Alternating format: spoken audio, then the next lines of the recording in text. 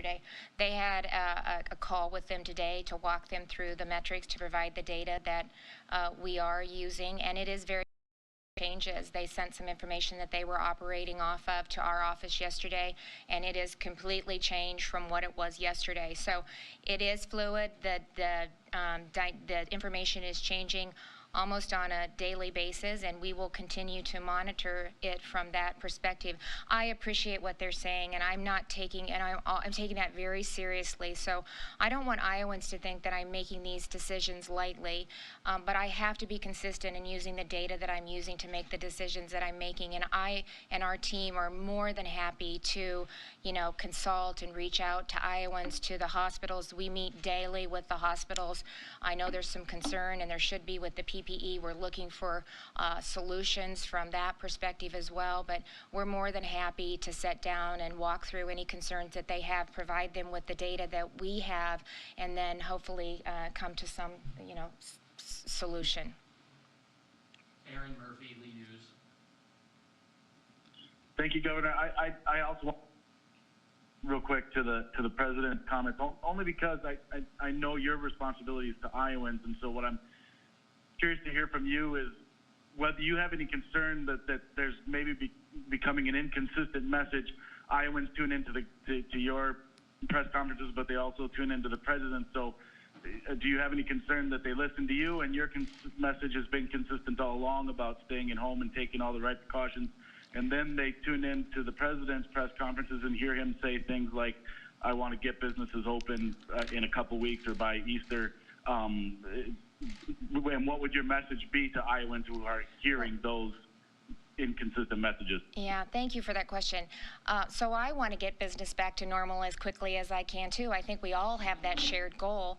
I just want to make sure that I'm protecting Iowans and I'm making the decisions on the right data points. And so, as I said earlier, we're going to continue to evaluate the data on a daily basis, see where we're at, and make those recommendations going forward. But, he also has said, the 15 days aren't up, and he's really asked Iowans to shelter, to really practice all of the things that Sarah just listed for 15 days. And by doing that, we really do believe that across this country we can bend the curve and get business back to normal sooner rather than later. And, my hope is the same. So I hope, Iowans are listening and paying attention. I said yesterday nobody reported it, but, we had DOT run some numbers, and passenger traffic was down almost 50%, where our truck traffic was where it was a year ago. So commerce is moving, and we're getting food to grocery stores and products out, but overall the passenger traffic was down about 50%. So thank you, Iowans. Thanks for listening and doing your best and to be a part of the solution. I did a conference call this morning with pastors from all across the state, and they're doing what they can to be helpful in communities. They've been a valuable resource to prop up daycare centers, emergency daycare centers where we need them in communities. We've had the Y step in, and they've offered workforce to help stand up some of those emergency daycare centers. So Iowans are doing what Iowans do, and that is to be responsible and to do the right thing. And I think they know, you've heard me say 100 times, Iowa is one big small community, one big small town, and we take care of one another. And that's what Iowans are doing. That's what I would expect Iowans to do. And the more that we do that, then maybe we can get life back to normal, and we can hit some of those metrics that the president was talking about at his press conference yesterday. We're going to go to Jason Clayworth, Des Moines Register. Ms. Restetter, you indicated that your department's recommendations related to coronavirus restrictions are based on criteria such as age and rate of hospitalization. Can you please provide Iowans a few more specifics? Specifically, how many confirmed coronavirus cases and related hospitalizations and deaths must there be in Iowa before a stay-at-home order is recommended? And do you have like a sliding scale of criteria to assess when such an order is necessary? Yeah. Hi, Jason. We analyze all of these factors together that I explained earlier, and so that is the percent population greater than 65, the percent of identified cases requiring hospitalization, the rate per 100,000 population in the past 14 days, and the number of outbreaks that we might see in a long-term care. or other community residential setting like that. And so taking all of that information all together, we would assess that. And if we feel like in combination that there's a concern, that would be the point of time in which we would reach out locally and also make a recommendation to the governor that we thought additional mitigation strategies might be necessary. So we would look at all of those factors together. It's not just, for example, if we have 15 hospitalizations in a particular county.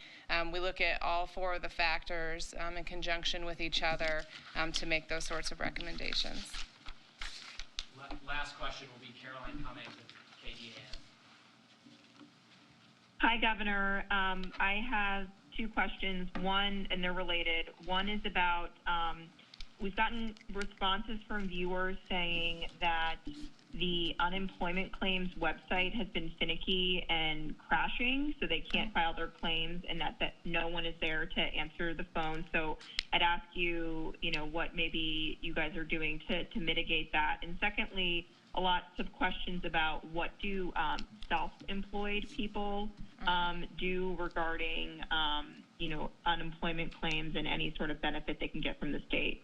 So I will make sure that we follow up on your first question. That's what I get for bragging on a system the day before. I should have known better to do that because we've, the volume is high, and I really appreciate Iowa Workforce Development and the turnaround time they've been able to stand this up and really process the number of claims that are coming through.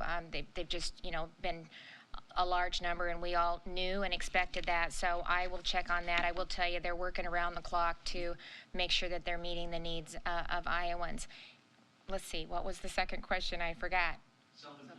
Oh, self-employed. So we're watching what they're doing with the CARES Act in Washington, D.C. I don't know. I haven't heard that anything's moved as of yet. So we're going to see that's, I think, identified in the bill right now. And so, but things are mobile, it's not finalized yet. So we'll watch and see what happens with that, and then we'll see what we need to do from a state perspective. Thank you.